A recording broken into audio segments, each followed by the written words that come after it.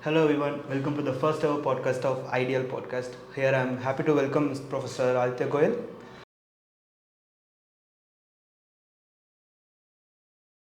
We'll start with this. We'll start with a little bit of your personal story.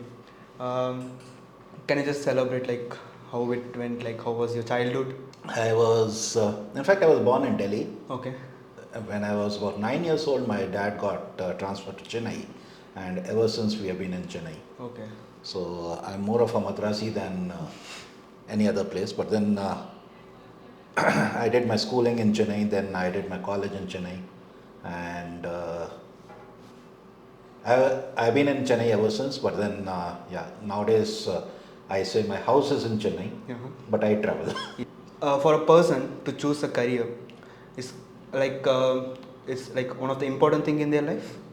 Like when they choose their career, like how did you end up being an optometrist, or how did you end up choosing an optometry? Like right now, like we have certain people, like we have internet to get know about optometry. I don't know how it was that they back then, like maybe. Okay. I didn't find it, it found me. Oh yeah. So Nice. does that sound better? Yeah, that's better. Most of us in optometry in India, I also wanted to do medicine, but then I'm from the cursed forward class, and the only I think at that time we had only about 20 odd seats in each Okay. college, and I was competing with something like 2 lakh, 3 lakh people for those 15, 20 seats. So definitely I'm not that intelligent to be among those. So uh, I was just going through the newspaper one day, Hindu, and on the last page there was almost a half-page advertisement of Elite School of Optometry. Yeah. Now, I did not know what optometry was, so I went over there. I went over to Sankara and asked them, what is this optometry? Even they didn't know. So she said, it's something like eye care. I said, okay, fine. But at that time, we did not know anything like university affiliations or universities or anything. So I said, is it something like a degree? She said, yeah, it's a degree. I said, how many years is it? She said, 4 years degree. I said, okay.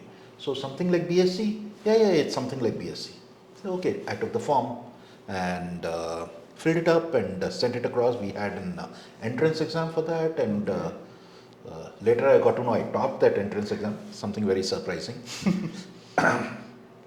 So one fine day I get my admission letter from ESO, and then I told my people didn't know, my parents didn't know that I'd applied for something like that. So they were like, what is this optometry? Even I don't know what it is. But then say, okay, fine, till the time you don't get into some college. I was again thinking in terms of applying for medicine and writing those wonderful entrance exams. But it just happened. So I did not know about optometry, but then, unlike nowadays, within about 6 months I found out what it was. And like what you said, internet, computers were not invented at that time. We only had desktops, so the laptops were not invented. Till the time I graduated, we didn't have mouse. Okay. We didn't have laptops. Mobiles came almost about 15 years after I graduated. So, and internet was, we used to have in kbps. Okay. Not even MBPS. So we used to have discs of Satyam, 25 kbps. So mbps and gbs and tbs, all that was unheard of during that time. So one email, if you sent, that was after I graduated. One email used to take almost about 1.5 hours to reach. That's why you still stuck your Hotmail in this generation? It's identity, man. One day I'll be in a few people in the world who use Hotmail. Maybe a Guinness record can be given. Yeah, I don't know if Subir Bhatia is still alive or not, but then. Sure. So you said you had an entrance exam back then. How important is to keep an entrance exam? Now we are having entrance exam for medicine. Now we are also planning to get an entrance exam for optometry all over India. How important you think an entrance exam should be there for a course? is like something you eligible, because people are already like finishing their 12th grade PUs or whatever, they're getting certain eligibility to get into a certain course. To keeping an entrance for that particular course, is it how necessary is it? How it I would goes? like to answer it in a slightly different way. I'm not sure if an exam can ever assess your competency, Yeah. but there should be some criteria to assess a person's competency for that particular course. So, in case a person is competent and interested, then alone he or she should join the program. Yeah. Otherwise, they end up becoming a wreck. Yeah. That's what I feel, and it is not alone harmful for that particular person, but also for the profession. So, if a person is not competent or not interested, there should be a way. I don't know. I'm not eligible to tell you if entrance exam is the right criteria or not, because in India, I personally do not believe in the exams, in the examination system of our country. Uh, One of very few people who has been vocal about it. I do not like the percentage system. I do not like your pass and fail system. I do not like your education system, where 49 is pass and 49 is fail and 50 is pass. I don't understand what that 1 mark makes a difference to the human being or the system. But then that's how it is. So I have to follow the crowd. Yeah. That's it. But as far as entrance, I think there should be some kind of an assessment by which you find out if the person is competent and interested. So it should have something like a psychometric analysis or those kind of things, which unfortunately we don't have. Yeah. If I can say, it's like some to know about the student. Are they like personally, or like their personality?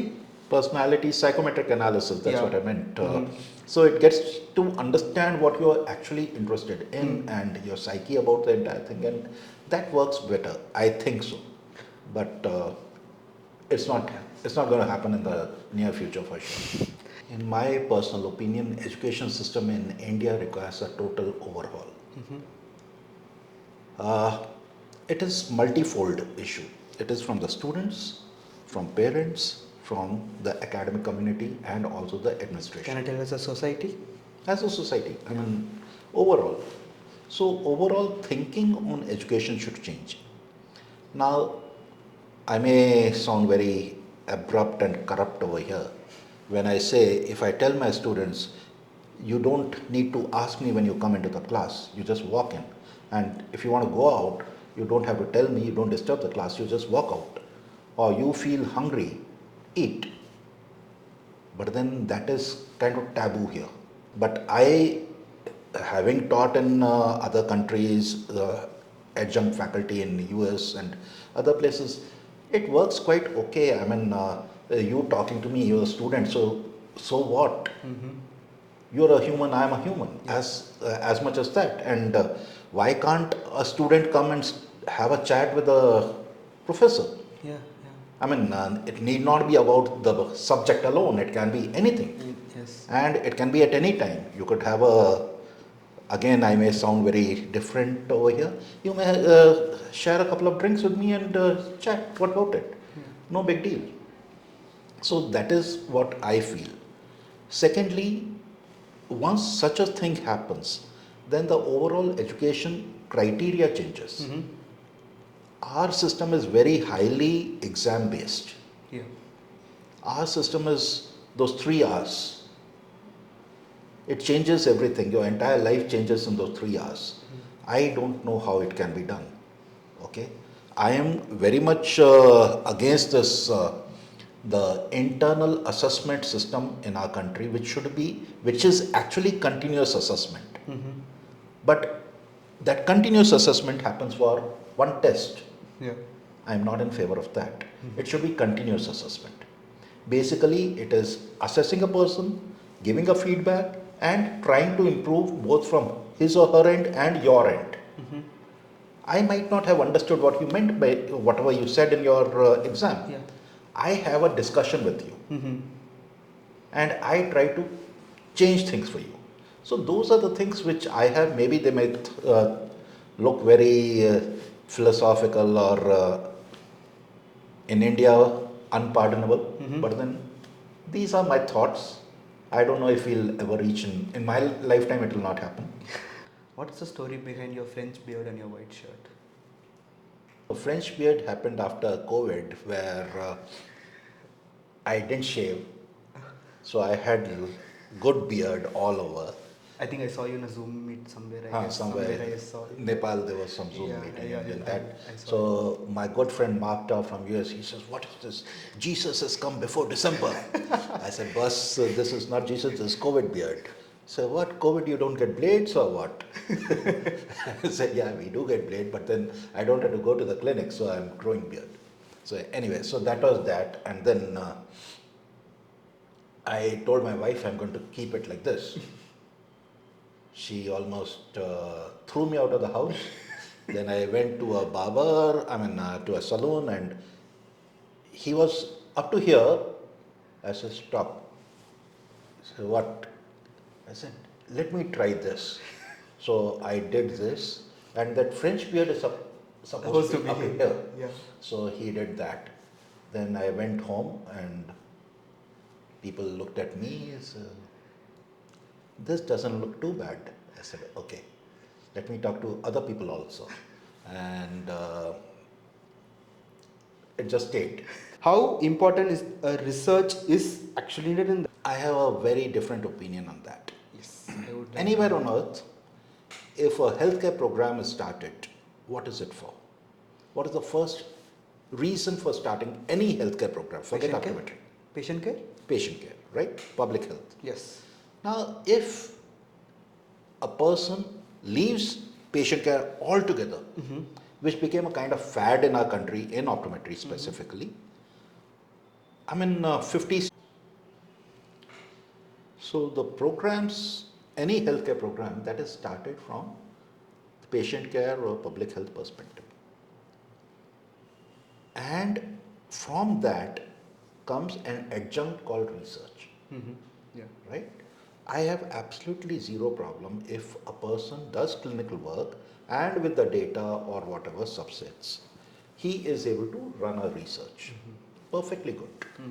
But then if you say, I'm going to join this program only to do research, I have a problem because I consider it as a waste of one full seat if you do not do any clinical work. And that holds good for anything that you do, including teaching. Now, a lot of faculties, they think that when they're teaching, they should not do clinical work. I had this question. How important for a, since you're being a clinician, also be an academician, how important to a faculty, person who gonna bring up the next generation of optometry to practice actually in the clinic, other than their college work, how important is that? Yeah, I was able to come there. Very, very important. You cannot teach unless you practice. When I teach out of my clinical experience. True. I keep telling stories about what happened to my patients. I might have ruined a few cases, I might have done fantastic work in a few cases. But then, if you're only teaching out of books, then a student can purchase that book and read. True. So what is so great about you, if you're just reading out something or getting some PPTs on the wall and then reading them out, there's nothing great about it. But if you have clinical experience to back you, that can bring about a lot of change in your teaching. And the students understand that better. Yeah. So there were times earlier when we used to have the designation used to start from tutor, reader, assistant professor, etc., etc. And people used to go through a long process to get to even assistant professor. But today the things are a little different from the administrative purpose where we have. Is it in India, I would say? I guess so. I guess so. I will not say no other country, but then yes, most of the advanced countries or wherever the education is well sought after, it is not so. So they do have a long duration before they become assistant professors or professors, things like that. So you kind of get professorship when you're almost about 25 years into experience. Yes. So nowadays you have all the chota bachas having being called professors, and anyway, so that is something which we have not invented, neither optometry nor Sankara or for that matter any of us in the profession. But then it has become a government policy norm kind of thing. I agree with you, yes, it has to change. Uh, you cannot become a faculty material one day after you graduate from your master's program. I personally don't. And why? I mean, are you interested in teaching, or is it only the money, or is it the kind of life you are having? Where, but then, even if you're doing that, it should have a good amount of teaching along with, the clinical work along with that. Unless there's clinical work, no, I do not want people to be teaching. So you were telling about the private practice. I think we can continue on that. Yeah, so there's a day where you say, okay, fine, I'm going to start. And whatever age it may be, that's your first day. All of us start with the first day. And I don't know, I'm not, today a lot of people talk about management and those kind of things, practice management and things. So those were not the things which we knew. There was nothing called practice management. There was nothing. You end up mastering those. Sorry? You end up mastering those. Yeah. So whether I mastered that or not, I don't know. But then we created our own systems and created our own ways of doing it. Today you have a lot more help. Yeah. So you have people who are able to provide you inputs into how you should start, you should plan your practice, and how the furniture should be, how the interior should be, what equipment you purchase, how you advertise, how you publicize. Lots of things are there. But yeah, so grow with the age. Yeah. So that was a very interesting story how you end up being into a vision therapy or in that particular specialization. How important is to choose a particular stream in optometry. Is I can sit and do general optometry for all my life, but how like I won't say like how for your growth or of your career growth or personal growth, how important is to choose a stream in optometry and grow in that particular stream. See, today, Kavan, is age of specialization. So unless you specialize, yeah, you become a kind of a misfit in the profession. Where now I have a good friend, Rekhi, who has not done his masters, who has not done anything after his graduation. He was one batch junior to me. He is doing a fabulous work, fabulous. So over a period of time, he started doing something like co-management and a lot of things. So everyone does not become Reiki. So today it's important, but then don't look at money and choose a stream. Think about what interests you and choose it. I mean, you should not say, okay, fine, vision therapy, there's this much of money, contact lens, there's this much of money, and then I'm going to do that. No. If it interests you, go ahead, you'll be successful. If it does not interest you, don't do it. But I don't think many people are thinking of that and looking into that. Yes. And again, my personal view, I don't think you can be master of all. Yeah, that's true. So select your lady love, and that love may change. Like how it changed for you from contact lens? So I may add something, I may delete something, I may even vision therapy. I don't do classical vision therapy. Yeah. We do very different vision therapy, and sometimes we don't even call it vision therapy. So I may be doing a bit of. In fact, I'm guiding a girl who is a physiotherapist in her physiotherapy PhD. Okay. So where she is using yoke prisms to do therapies for autistic patients. Okay. So now this is where I feel today, unfortunately, the medical system has been so much of specialization has come in. So you have eye specialists, you have cornea, you have this. We are not looking at a human. Yes. But then I personally feel the day we start looking at a human as a human, then you'll be able to do a lot better work in health sciences. And that's exactly where I feel vision therapy, what we are doing, the behavioral therapies and the developmental therapies, I think we are looking at a human and not as a pair of eyes or two hands or two legs or something like that. So in this research, where she is looking at a whole lot of things, and Yes. now you can understand two professions are combining together and working on it. How important is to have a network around you, not in optometry, I'm not telling only optometrist, or like to cross refer, whatever, like to have a network around you when you grow in your career.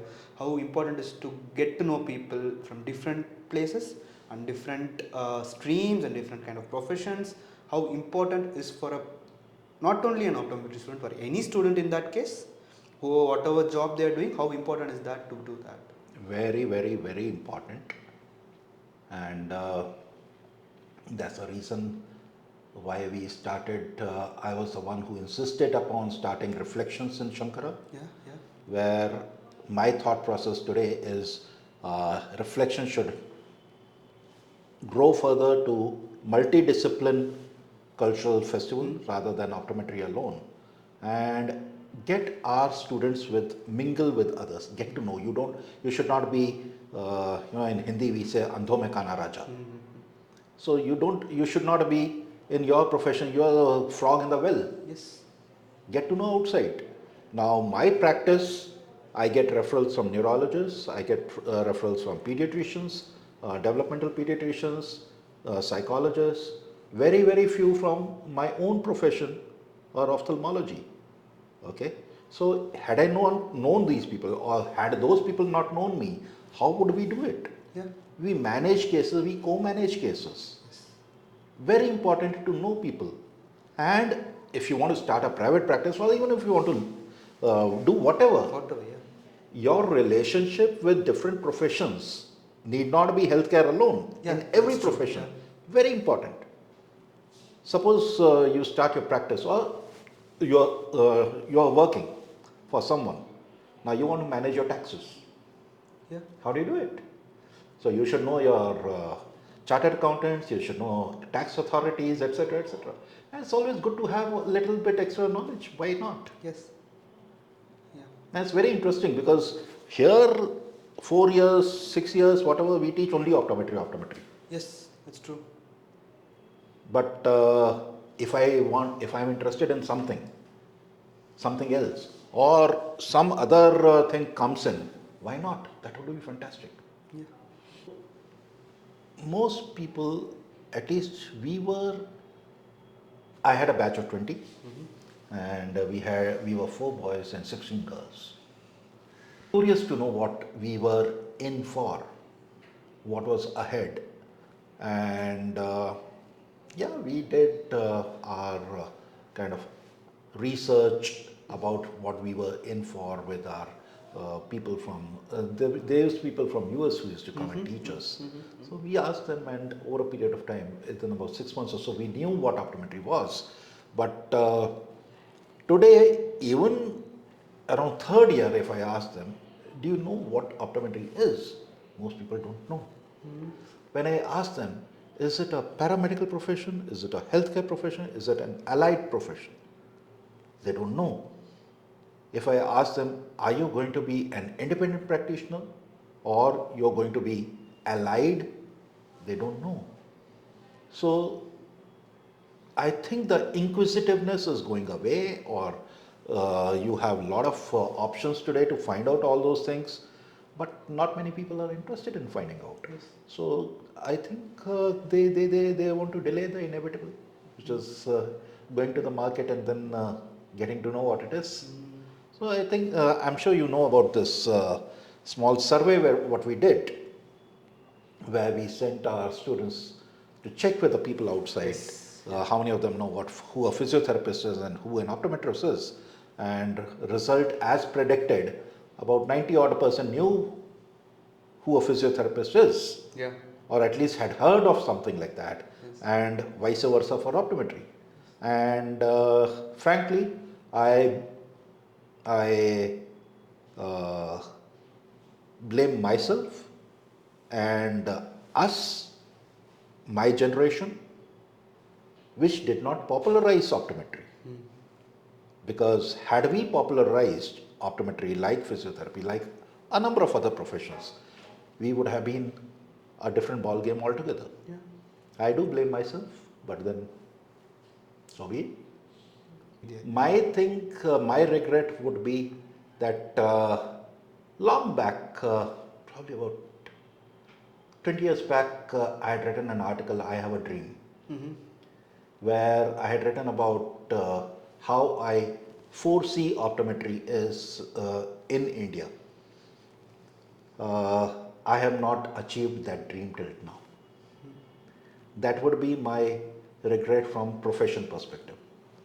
And like I told you, hopefully it may happen in my lifetime, may not. I don't know. My personal regret, I always wanted to learn to play an instrument. I have not been able to do that, but that I think I have time. Yeah, it's never too I late. can, It's never too late. yeah, and I wanted to sing sometime. Can we end this wrap this by your singing? No. I don't want it to be. I don't want it to become a joke. Hopefully that also may happen sometime, may not, but then that's okay. These are some of my regrets, but then hopefully I should be able to die a happy life, No? happy man. Yes. As all. Thank you, sir. Thank you for your time, giving me an hour or so something in your busy schedule of traveling between cities in India. Thank you so much. Thank you so much. Thanks for your time and having me here. And let's hope we meet again. Yes, sure. If you're not fed up of me. Of course, I'm not any.